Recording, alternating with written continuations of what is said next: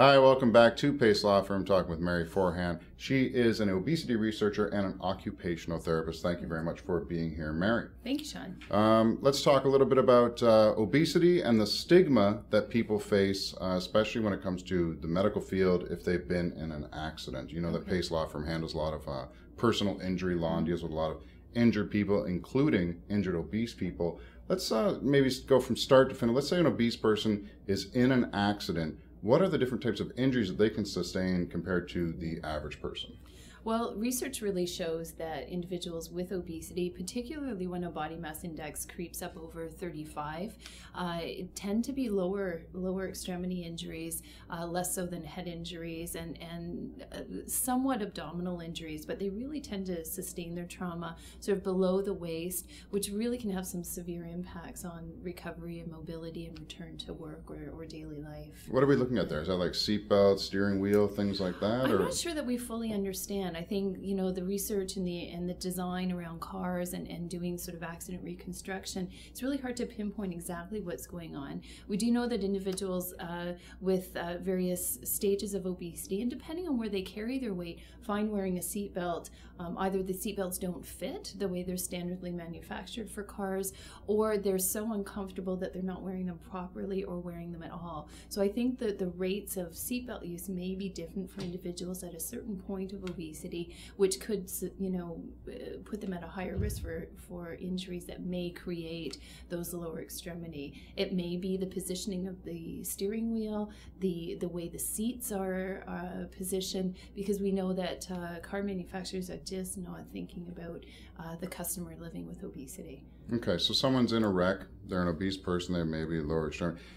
When the ambulance or the paramedics or whatever arrive on the scene, what are some of the problems that that obese person is going to face compared with the average person? Yeah, well, I have heard this firsthand from individuals that I've worked with, either clinically or in the research that I do, that the first reaction, and they've actually heard comments from emergency personnel or bystanders saying things like, "Oh my gosh, look how big she is," or "We're going to need a lot of heavy-duty equipment here." So the bias and is already starting, even though some of those may be true facts, that they may need a different equipment, and it may be a more challenging extradition or extrication, whatever the proper language is, and that right away puts that person in a position where they're feeling maybe more helpless, more vulnerable, more frightened. So those kinds of comments already are starting that sort of experience to be in a negative context, you know, notwithstanding the fact that they've just sustained a serious injury.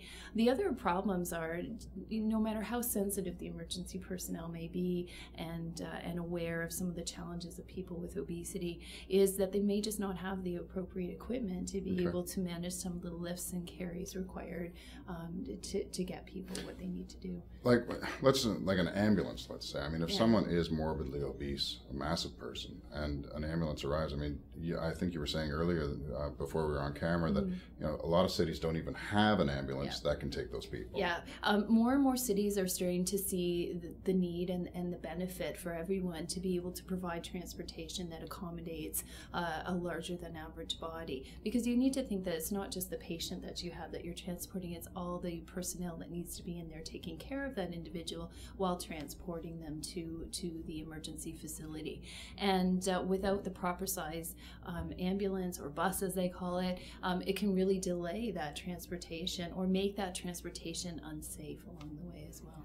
When it comes to the stigma of it, I mean, okay, so some cities don't have an ambulance that can take an obese person, or they only have one. I mean, what's your experience been when talking to like city councilors or whoever takes care of that kind of thing? Are they kind of like, well, you know, it's the obese person's problem because they have to take care of themselves, then we can take care of them? Or, okay, yes, we will provide more ambulances, but we don't have the money. What's going on? I think, you know, most people who work in you know, the city planning and that are aware of what the right thing is to say. So I don't often get the blatant response that, well, it's their own fault and we're not going to take care of them. It's, however, that may be playing in the back of individuals' mind is why should we provide expensive extra equipment for individuals that society perceives have created the obesity, which is such a misconception. I think the primary argument that we hear about is cost. Okay. That they do cost more. However, we need to think about universal principles, that ambulance that's designed to accommodate an obese body will also be able to accommodate any individual. So it's about being flexible and accommodating and universal. So universal access would play out quite nicely in this situation. Let's move along with our storyline of an obese person in an accident. So they've managed to be transported to the hospital. They go through the doors. What kind of treatment can that obese person expect, and is it up to snuff compared to, say, the average person coming through the door? Yeah. And again, I mean, the research in the area of emergency medicine and obesity is really, wide open. We still don't know an awful lot. So a lot of it is case stories that we hear about, or anecdotal experiences. So what we are hearing, and the little bit that we do know, is that, again, there's that first initial reaction of the care providers, from the clerks all the way, to the most elite healthcare provider, specialists that might be there, about this is going to be challenging. We have an individual that is, and again, we're talking about severe obesity here. This individual is going to need a stretcher that's going to accommodate them. The doorways to get into some of these emergency areas may not be wide enough to accommodate. And that's the other thing. We have to think about all the puzzle pieces. So if we have somebody getting off of an ambulance design, a bariatric ambulance that's on a bariatric stretcher, may not fit through a typical size door, and there we create barriers that slow things down, so that process can get snagged all along the way, that can create really serious delays in a person's care. These again are speculated. We're not sure if they're really happening or not, but they certainly are possibilities, and I'm sure on an individual basis have been experienced. I think the other thing that's a really important piece is that once that person's in the emergency department and needs that diagnostic process to happen fairly quickly, is the equipment that's available at that hospital actually designed to fit or accommodate a person with obesity? What kind of numbers are we talking here, just for the lay people out there? I mean, 500 pounds, 400 pounds. I mean, can they? Yeah. Can you put it into some kind of terms that the average Joe can understand? Yeah, it really, body mass index it's not an accurate description about the whole picture, about what's going on. We can't say that somebody who has a body mass index of 40 is 100 pounds overweight, because it really depends on how tall they are, their ethnic origin, a whole bunch of their fitness level. It all goes into play about sort of the obstacles that may be present in an emergency situation. But if we're talking about a body mass index of 40, off the top of my head, that could be someone who's, let's say, 5'4" and weighs maybe 290 pounds. So just if that helps to put some context on it. So again, it's about body size and shape that can really interfere with how a person's able to be cared for in an environment. Would it be akin to like the person that you see on The Biggest Loser at the beginning? Is that what like morbidly obese looks like? Or in some individuals, absolutely. Okay. In some individuals, it may not be as obvious. Okay. So it again is really on an individual basis. But yeah, that certainly could be considered severe obesity. Okay.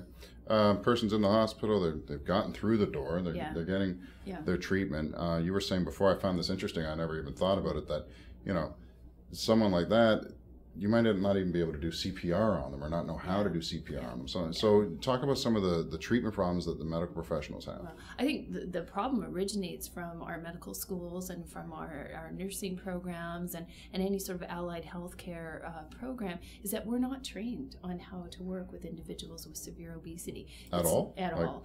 We're not. It's starting to happen now because of the awareness that the Canadian Obesity Network is really pushing to really raise awareness about the need for education and competency development in healthcare professionals, because we're really not exposed to it. And so it's usually learning in the field, and those emergency situations are not the time to be doing that. That's weird to me, if only in the sense that all you hear on the news is how bad obesity is getting. Mm-hmm. So there's a lot of obese people out there. You would think that some company would make a large dummy like they have for the practicing CPR, yeah. but nobody's doing that. Oh, no, there is stuff available. Okay. It's the uptake within the educational systems to actually make those resources and Wow. that available. The other problem is that there's more and more obesity experts out there in various healthcare disciplines that they have the expertise to do the teaching and the training. So it's about building up capacity, it's about building up awareness, and again, I think, you know, when the demand is there, the resources are certainly available, but it's bringing them to the students, to the you know, post-licensure training programs, so that when these situations arise, people aren't reacting, but they're anticipating. And I think that's a really big difference, is that our healthcare system is starting to really be aware that we can't just react when and if these types of patients are coming through our doors. We need to prepare so that we have an environment that is accommodating, inviting, appropriate, safe. All of those things are really, really important. The common thread I'm seeing so far is training. Yeah. Like there's just a lack of training on all levels. On all levels. Education is really, really important. And there's a group of us that are really trying to organize curriculum and training opportunities so that we can train trainers to go out back to their facilities, and then they can train within their own facilities, so that there's, I think, less fear and more comfort in saying, okay, I know what to do here. This patient really isn't that much different, but I have the skills and abilities and confidence to be able to provide the best care for this individual. Okay, let's move on to recovery. And when someone is you know, released from the hospital, I know that it's been in the news a lot, and even in my own personal life, I know people that have been, you know, they just had an operation, and then it seems like they're on the doorstep the next day, heading drive-by home. surgery. Exactly, you know, and they're like, okay, you know, used to be a woman had a baby, and it was 5 days in the hospital. Now it's, you know, it could be a day.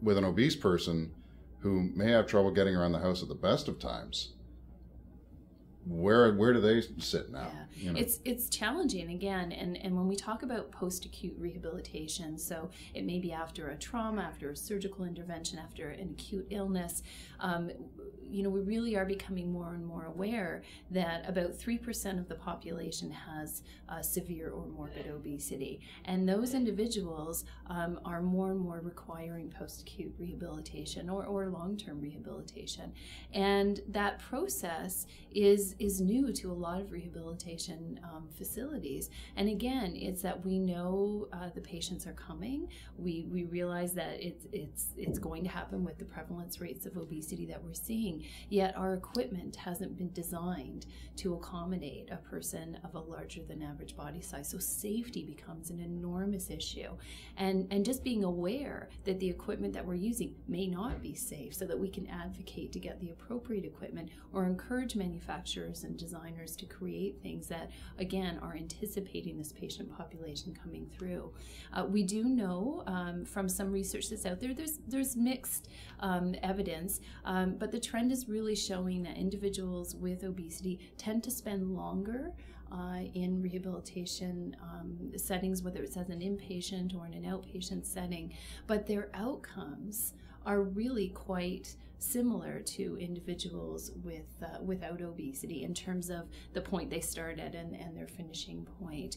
I don't follow. So they're in it longer. Yeah. But they get just as better? Is that kind of the... Yeah, they get just as better when you look at their start point. So where they started from. So if we did a functional assessment at the time that they enter, and then we look at their progress and the change at the time that they're ready for discharge, that time frame may take longer than an average weight individual or normal weight individual, but they have made progress. So we do know that the interventions that we're using are effective to some degree, but they're taking longer. So we have to have a better understanding about maybe we're not targeting things in the most appropriate way or the most effective way, so that we can have a more efficient rehabilitation process. And again, it's not the patient's fault. And I think that's really, really important to stress, is that it's nothing that the patient is doing to slow their recovery down. It's that our technologies and our interventions were never designed for individuals living with obesity, and we need to find better ways of making sure that that's working. You see, but the hardest thing you're going to find, because when I shot another video on obesity, the hardest thing to get through to people is that it's not their fault, because the automatic answer from people is lose weight. Yeah. Absolutely. Just lose weight. Yeah, we hear that all the time. And I was like that. Yeah. You know, I was like, I just lose weight. But as I grew to understand the problem, man, like one guy said, that this guy that I was shooting, he said, telling me to lose weight, I'm liable to eat your arm off before I'm going to lose weight. I mean, it's that difficult for them. Yeah. And the thing is, it's more complex than food in and food out. And again, if we're talking about individuals who have sustained an injury, their mobility and their activity level is going to be significantly decreased. So we're asking people to lose weight while they don't have the ability, the functional ability, to be able to engage in the activities that are going to help promote that weight loss. And starving individuals is completely unethical and inefficient because we're trying to get people to recover. So to nutritionally deprive individuals is not the right solution either. So at any time, but particularly in a rehab setting. So it's really, it's taking a look at all the factors. This person did not develop obesity when they entered the hospital. They've been living with this for likely years and years and years, and in some cases a lifetime. Right. And they were maybe functioning quite well before the hospital. And I think that's really important, is that people understand the context in which they were living prior to the injury or the trauma that they sustained, and say that's what we need to get the person back to. And so I'm sorry. So no, I'm saying, yeah, it's more than just about weight loss. Right. So anyone like in the legal field or in the medical field, an obese person, the takeaway from that is when you're forecasting rehabilitation and recovery, you got to think longer. You do. You really do. And that has to do with so many factors that we know exist, whether there's evidence to support it, we're still working on that. But the fact that it's not the lack of the patient's motivation or willingness, it's just the fact that the resources may not be as organized or as appropriate or ready. So there could be delays in renting the appropriate walker, for example, or having the most appropriate bed available, or having the staff trained and comfortable and ready to be able to work safely and effectively with this patient. All of those things then can create delays that are well beyond the patient's control. Excellent stuff. Give me a free plug. Obesity Network. Canadian Obesity Network. So it's a fabulous network. It is a nonprofit organization, and it was initially started through federal government funds through a National Center of Excellence award for almost the first 7 years or so that it was in existence. And it has over 6,000 members from all across Canada and also internationally. It's free, so it's a free network for anyone interested. It's working clinically or in research or in the industry that's interested in obesity. Can go on, and it networks you with other researchers and clinicians and industry partners to really start looking at raising awareness about obesity, reducing the weight bias and stigma in Canada, creating access and promoting and advocating access to health resources, and finding ways of sort of preventing, managing, and treating obesity. They don't fund research, but they network people together to sort of move them into action, and they've just done some wonderful work. Excellent. How can people get a hold of you if they wanted to? They can contact me through the Canadian Obesity Network if they'd like. There's links to me on their webpage. I'll put something on the screen. That'd be great. Some address. Yeah, absolutely. Mary Forhan, thank you so much. Thanks, Sean. All right. There you go. A little information. Be sure to get in touch with Mary for any other stuff that you need on the subject. You can also contact us at pacelawfirm.com, and we will see you next time. Thanks. Bye.